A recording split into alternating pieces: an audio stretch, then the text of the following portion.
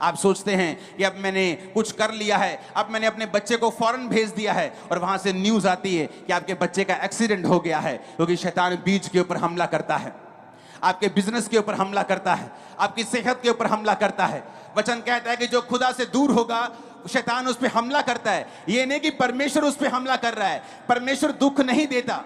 आप अपने बच्चों को दुख नहीं देते हैं, आपके बच्चे आपसे दूर भी हो जाए तो आपको दुख नहीं देते, लेकिन आप अपने बच्चों की सुरक्षा नहीं कर पाते जब बच्चे आपसे दूर होते हैं।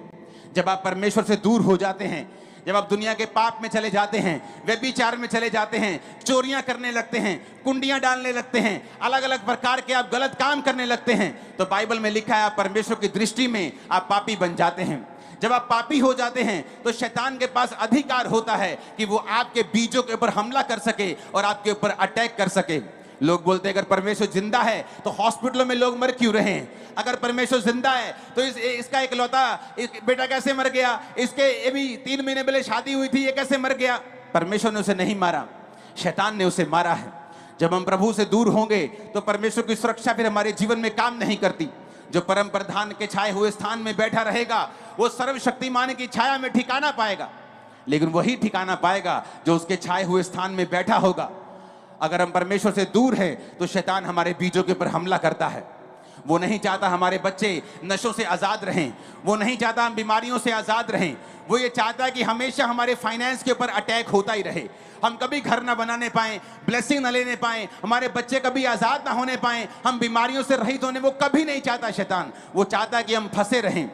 और बाइबल कहती है परमेश्वर जो प्रेमी परमेश्वर है, जो पिता है, जो आपकी तरह, जो जब एक पिता अपने बच्चे के लिए जान तक देने के लिए आ जाता है, वो परमेश्वर आपके छुटकारे का इंतजाम करता रहता है और वो आपको छुटकारा देना चाहता है। वो आपके बीजों को नष्ट होने से बचाना चाहता है। जिस तरह गिदोन को उसने चुना, पुराने समय में उसने मूसा को चुना। मूसा पूरी इजरायली कौम को, 20 लाख के करीब लोग थे, पूरी इजरायली कौम को चमत्कारों के द्वारा उन्हें वापस ले आया। परमेश्वर ने गिदोन को चुना। वचन कहता है कि जब परमेश्वर ने गिदोन को चुना तब भी इजरायली दुखी थे, क्योंकि वो परमेश्वर से दूर हो चुके थे। परमेश्वर से दूर थे तो शैतान ने बीजों पे हमला किया और इजराइलियों ने फिर परमेश्वर की दुहाई दी। जब इजरायली परमेश्वर की दुहाई देने लगे कि पिता हमें बचा, हमने पाप किया है, आगे से पाप नहीं करेंगे, आगे से कोई गुनाह नहीं करेंगे, बाइबल कहती परमेश्वर ने गिदोन से बात की। परमेश्वर ने कहा गिदोन, 8 आयत में लिखा यहोवा ने इजराइलियों के पास एक नबी भेजा जिसने कहा इजराइल का परमेश्वर यहोवा यूं कहता है कि मैं तुमको मिस्र से ले आया और दास्तव के घर से निकाल ले आया। मैंने तुमको मिस्रियों के हाथ से, जितने तुम पर अंधेर करते थे, सबों के हाथ से छुड़ाया कि उनको तुम्हारे सामने से बरबस निकाल कर उनका देश तुम्हें दे दिया। मैंने तुमसे कहा मैं तुम्हारा परमेश्वर यहोवा हूं। एमोरी लोग जिनके देश में तुम रहते हो उनके देवताओं का भय ना मानना, परंतु तुमने मेरा कहा नहीं माना।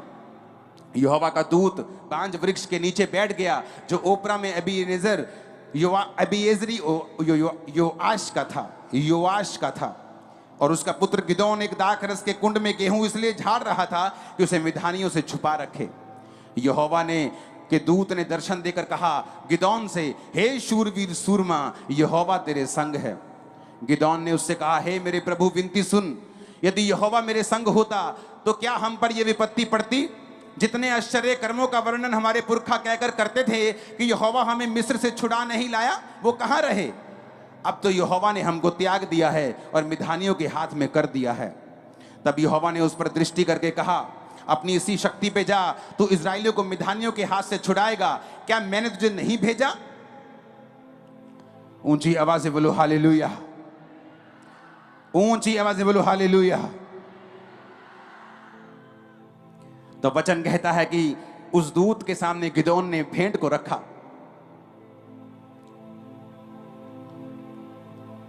और उस भेंट को दूत ने छुआ और वो आग बन गई और उसके बाद दूत चला गया। 22 आयत में लिखा गिदोन ने जान लिया कि वह यहोवा का दूत था। तब गिदोन कहने लगा, हाय प्रभु यहोवा, मैंने तुमको यहोवा के दूत को साक्षात देख लिया है। यहोवा ने उससे कहा, तुझे शांति मिले, मत डर, तू ना मरेगा। तब गिदोन ने वहां यहोवा की एक वेदी बनाकर उसका नाम यहोवा शालोम रखा। वे आज के दिन तक एबीएजरियों के ओपरा में बनी हैं। ऊंची आवाज में बोलो हालेलुया। वचन कहता है कि इस्राएलियों ने जब परमेश्वर की दुहाई दी, परमेश्वर ने फिर एक व्यक्ति को भेजा, उसका नाम गिदोन था। जब परमेश्वर ने कहा, गिदोन, हे शूरवीर सूरमा, यहोवा तेरे संग है कि तू जाकर अब इस्राएलियों को मिधानियों के हाथ से छुड़ाएगा। और उसने पता क्या कहा? उसने कहा, मेरा कुल मेरे सब परिवार में सबसे कंगाल है। कहता मैं सबसे छोटा हूं। हालेलुया। और उसने कहा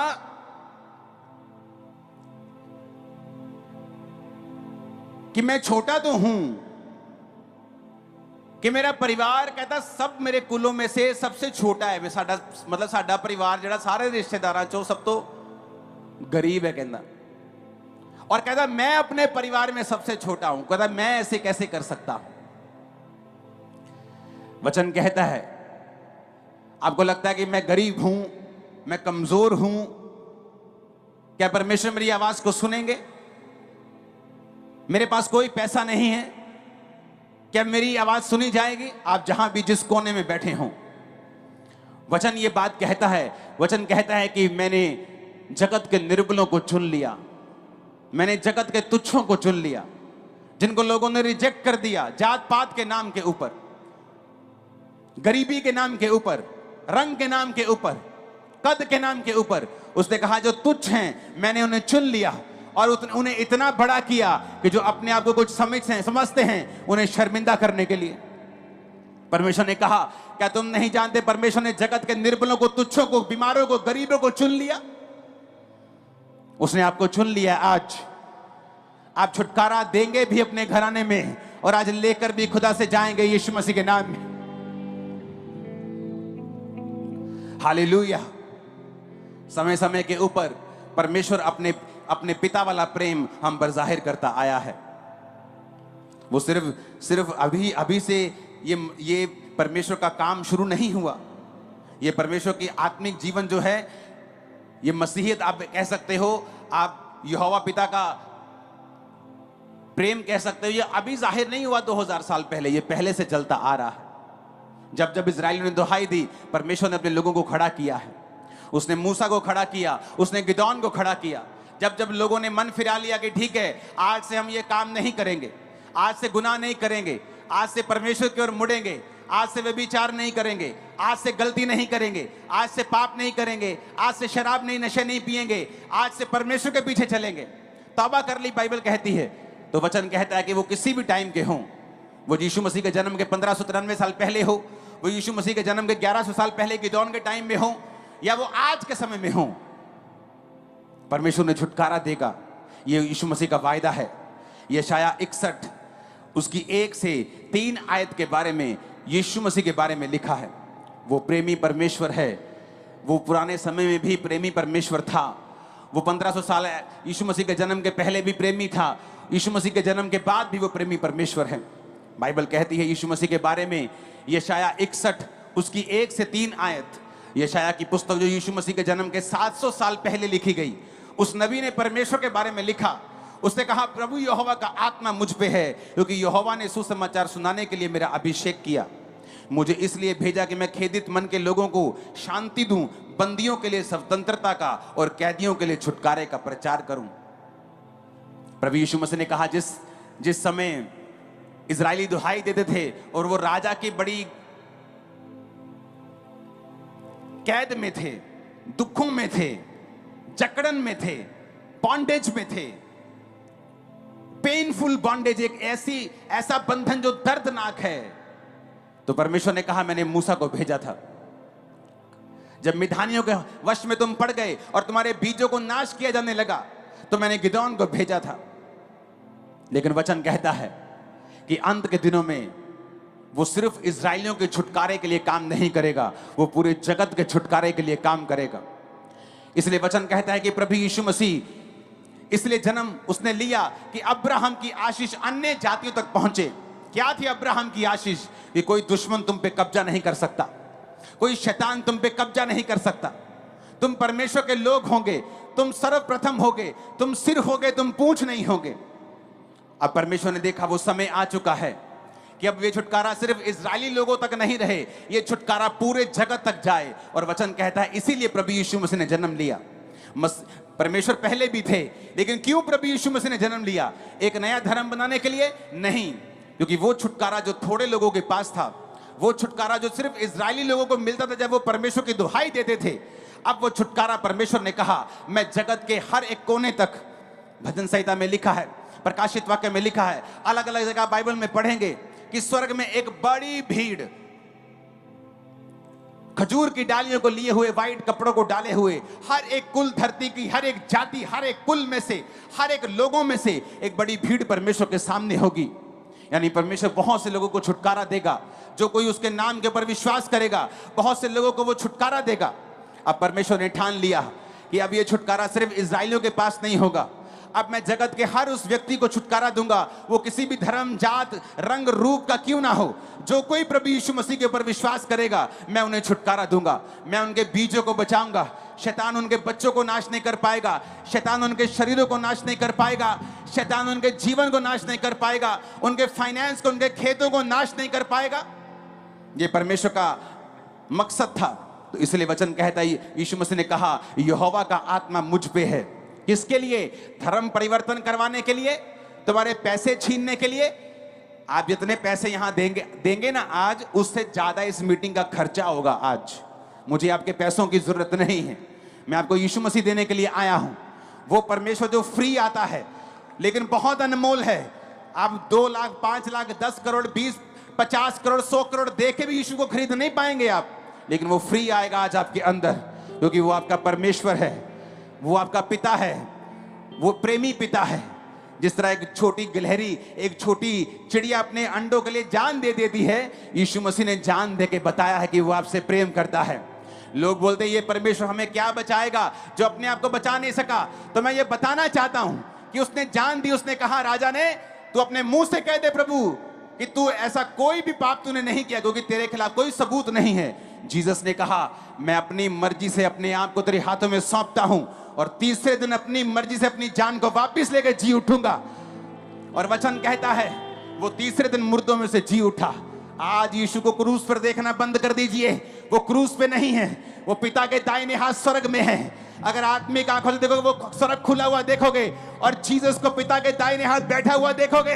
वो सर्वशक्तिमान परमेश्वर, क्रूस पे मरा हुआ परमेश्वर नहीं है, वो जिंदा परमेश्वर जो आज लंगड़ों को चलाएगा और अंधों को आंखें देगा। Church, hallelujah.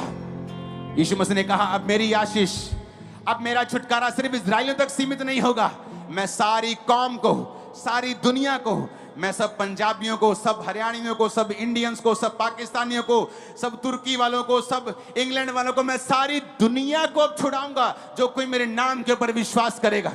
हालेलुया। उसने कहा कि मैं बंदियों के लिए स्वतंत्रता का, कैदियों के लिए छुटकारे का प्रचार करूं। कुछ लोग कैदी हैं अपने विचारों के, उन्हें डर लगता है, डर की वजह से बहुत काम नहीं कर पाते, फियर स्पिरिट है उनके अंदर, डिप्रेशन का आत्मा काम करता है। कैदी हैं क्योंकि शैतान ने कैद किया हुआ है, एक लेवल से ऊपर नहीं जा सकते। बाप गरीब, दादाजी गरीब, परदादा गरीब, वो भी गरीब, एक लेवल से ऊपर जाता तो अटैक हो जाते घर पे। माँ अच्छी भली है, पढ़ी लिखी है, वेरी नाइस वुमेन, डाइवोर्स, उसकी मम्मी भी डाइवोर्स, बेटी भी डाइवोर्स, क्योंकि शैतान नहीं चाहता आप छूटें। ये कर्स है। आप देखेंगे कई बार एक आपसे कहीं कहीं छोटे, कहीं कम लेवल के अच्छे लोगों को अच्छे पार्टनर्स मिले होते हैं, लेकिन कुछ लोग संघर्ष करते हैं क्योंकि वो शैतान की जकड़न है। जो कुछ नेचुरल नहीं है, जो बीमारी मेडिकल साइंस ठीक कर दे, नो प्रॉब्लम, लेकिन जब मेडिकल साइंस काम नहीं कर पाती, उसके पीछे शैतान का हाथ होता है। और यीशु मसीह ने क्या कहा? यीशु मसीह ने कहा, मैं बंदियों के लिए स्वतंत्रता का और कैदियों के लिए छुटकारे का प्रचार करने के लिए आया हूं। जब आप यीशु मसीह को ग्रहण करेंगे, अगर आज आप बोलेंगे कि प्रभु यीशु मसीह तो मेरा उद्धार करता और मेरा परमेश्वर है, आप किसी धर्म को चेंज नहीं कर रहे हैं, आप धार्मिकता को अपने अंदर ले रहे हैं, यीशु को अपने अंदर ले रहे हैं, तो वचन कहता है वो आपको छुटकारा देगा। 2 आयत में लिखा है, यहोवा के प्रसन्न रहने के वर्ष का, हमारे प्रभु के पलटा लेने के दिन का मैं प्रचार करूं और विलाप करने वालों को शांति दूं। बाइबल कहती है वो शांति देने के लिए आया। मैं ऐसे परिवारों को जानता हूं जिनके बच्चों की मृत्यु हो गई और वो पागल हो गए थे, अपने जीवन को खत्म करने के लिए तैयार थे। लेकिन जब यीशु मसीह उनकी जिंदगी में आए, एक नई लाइफ उनको परमेश्वर ने दी है। यीशु मसीह ने कहा, मैं विलाप करने वालों को शांति देना चाहता हूं। तीसरी आयत में लिखा, ताकि सिय्योन के विलाप करने वालों के सिर पर राख दूर करके एक सुंदर पगड़ी बांधूं। यह आयत यीशु मसीह के जन्म से भी 700 साल पहले की है। यानी आप लगा लो कि 2700 साल पहले का वचन मैं पढ़ रहा हूं। उसने कहा वो तुम्हारे सिर पर की राख को दूर कर देगा। जब लोग दुखी होते थे तो अपने सिर पर राख डालते थे। जब कोई मर जाता था, किसी देश पे कब्जा होता था, देश लूट जाता तो राख डालते थे। परमेश्वर ने कहा, मैं तुम्हारी राख को दूर कर दूंगा और एक सुंदर पगड़ी तुम्हें दूंगा। उनका विलाप दूर करके मैं हर्ष का तेल लगाऊंगा, यानी खुशी का तेल परमेश्वर तुम्हें देगा। उदासी हटाकर यश का ओढ़ना उड़ाऊंगा, जिससे वो धर्म के बांज वृक्ष और यहोवा के लगाए हुए कहलाएं और जिससे उसकी महिमा प्रकट हो, ताकि आपको मालूम हो कि मेरा पिता जो स्वर्ग में है मुझे छुटकारा देते हुए खुश होता है, मुझे आशीषित देखता हुआ खुश होता है। जो मेरा परमेश्वर है मुझे ब्लेस होता हुआ देखना चाहता है, बढ़ता हुआ देखना चाहता है। आप जब जीसस क्राइस्ट को अपना उद्धारकर्ता ग्रहण कर लेंगे, मैं आपको भविष्यवाणी कर रहा हूं, आप दुनिया के बेस्ट प्लेसेस पे होंगे, आप दुनिया की बेस्ट जगहों में होंगे, बेस्ट देशों में होंगे, बेस्ट बिजनेस चला रहे होंगे, बेस्ट लाइफ जी रहे होंगे। आमीन। इतना ऊंचा लगाओ कि शैतान के कानों को खोल दो। आज 7 बार आमीन बोलो ऊंची आवाज में।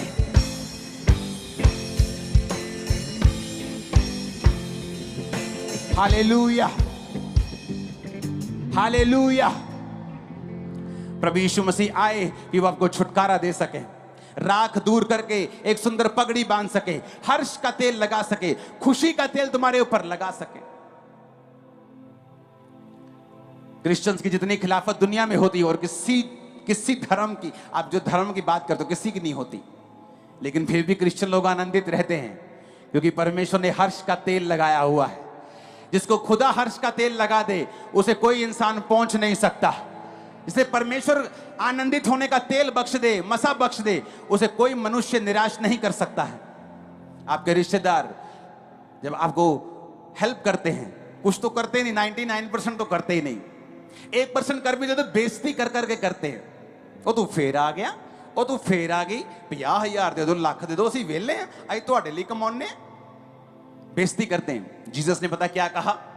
उसने कहा, अगर तू मेरे पीछे चलेगा और मेरी सेवा करेगा, उसकी सेवा बहुत मुश्किल नहीं है।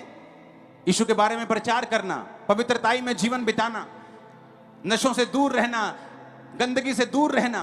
उसने कहा, अगर तू ऐसा जीवन बिताएगा तो मैं तेरी हर घटी को इज्जत के साथ पूरा करूंगा। तेरे को पैसा चाहिए होगा, इज्जत के साथ आएगा। आशीष चाहिए होगी, इज्जत के साथ आएगी। तो अपने घर में इज्जत पाएगी, तो अपने काम में बरकत पाएगा, तो जहां जाएगी इज्जत पाएगी, जहां जाएगा इज्जत पाएगा। रिसीव करो उस इज्जत को अपनी आत्मा में, यीशु के नाम में।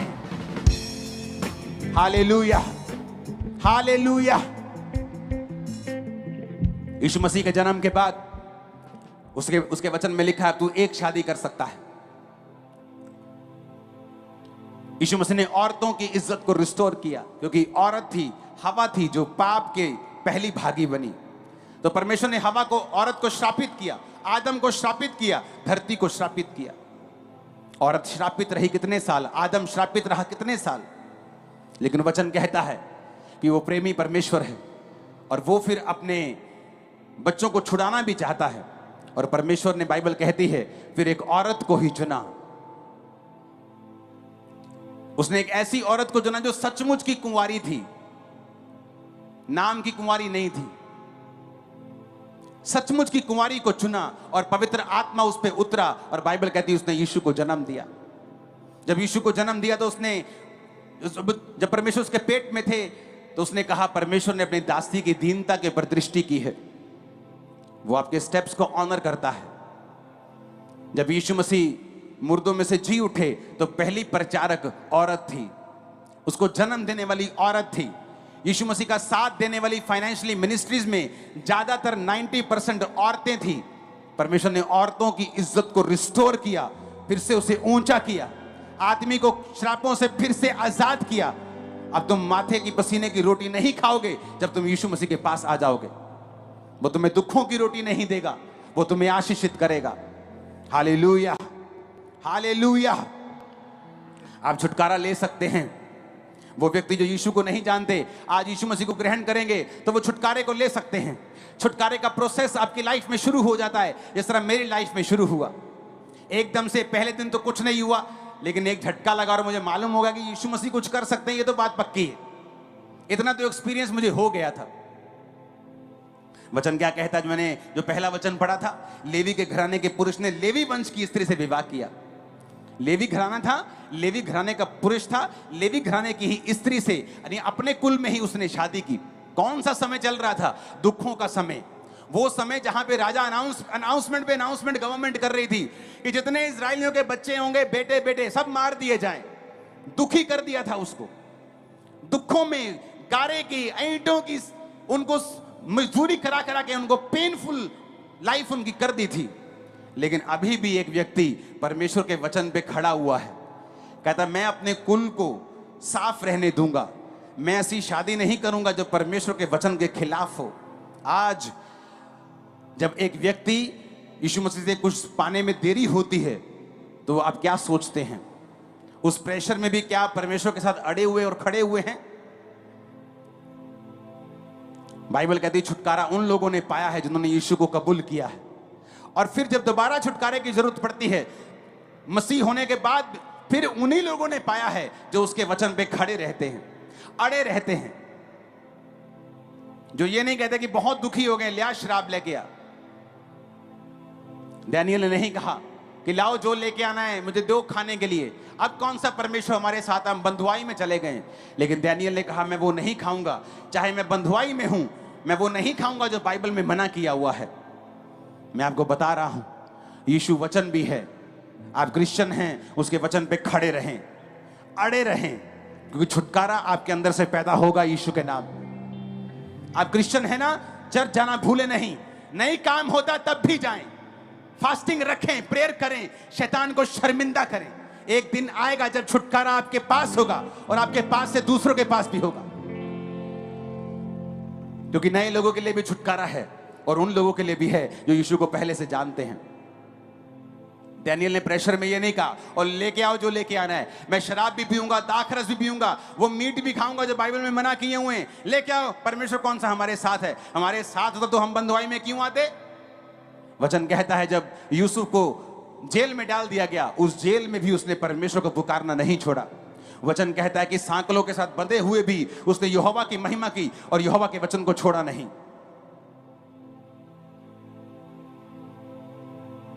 हालेलुया।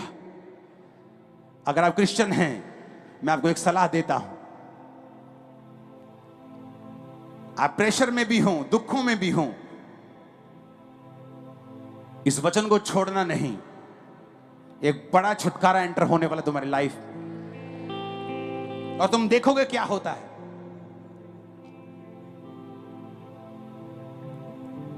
जो कि यीशु को भी विश्वास करेगा उसकी महिमा को देखेगा, बाइबल कहती है। आज चाहे नॉन क्रिश्चियन हो, आप चाहे क्रिश्चियन हो, आज अपनी लाइफ परमेश्वर को दे दीजिए और वचन पे चलना शुरू कर दीजिए, क्योंकि बड़े स्टार्स हैं जो आप में से जन्मने वाले हैं। आप शायद अपने आप को नहीं देख पा रहे जो फ्यूचर में है, लेकिन मैं आपको देख पा रहा हूं। आप चमकने वाले हैं बहुत अजीब रीति से। आप हैरान होंगे कि ऐसा मैंने कभी सोचा नहीं था जो परमेश्वर ने मेरी लाइफ में कर दिया जब मैंने परमेश्वर का पीछा किया। मैं कभी सपने में सोचा नहीं था। मैंने लोगों को देखा है चर्च में से राशन लेते हुए, 100 रुपए के लिए तरसते हुए, और आज फॉरेन कंट्रीज में अपने घर लेते हुए भी उनको देखा है, सेम फैमिलीज को। और ऐसा नहीं कि बड़े पैसे थे उनके पास कि वो फॉरेन चले गए, परमेश्वर रास्ते खोलता है। ऐसा नहीं कि चर्च ने कोई लेटर दे दी कि क्रिश्चियन लोगों को वीजा मिल जाता है, ऐसा नहीं। जीसस की कृपा से मिलता है। तुम्हारी फाइल चाहे कमजोर भी हो, तैयार हो जीसस को अपनी लाइफ देने के लिए? मैंने कहा पीछे करने के लिए जीसस का तैयार हो, क्योंकि वो व्यक्ति, वो तुम्हारा गांव का सरपंच, वो एमएलए, वो एमपी जो यीशु मसीह के विरोध में तुम्हें तुम्हें कहता है कि मैं तुमको ये नहीं दूंगा, वो नहीं दूंगा, वो तुम्हें छुटकारा नहीं दे सकता। तुम्हारी फैमिली तुम्हारा विरोध कर सकती है, तुम्हारे रिश्तेदार तुम्हारा विरोध कर सकते हैं, लेकिन तुम्हें छुटकारा नहीं दिला सकते। क्योंकि जब मैं मसीह में आया, बहुत लोगों ने मेरा विरोध किया। मेरी फैमिली में पॉलिटिशियंस हैं, उन्होंने विरोध किया, डॉक्टर्स हैं, उन्होंने विरोध किया, रिश्तेदारों ने विरोध किया, मेरी फैमिली ने विरोध किया, लेकिन मैं जानता था मुझे अगर छुटकारा चाहिए, मुझे परमेश्वर के साथ चलना पड़ेगा। बिना डरे, बिना घबराए उसके साथ चलना, वो तुम्हें ऊंचा कर देगा आसमान तक। आमीन ऊंचे वाला चाहिए चर्च। मैंने कहा आमीन ऊंचे वाला चाहिए चर्च।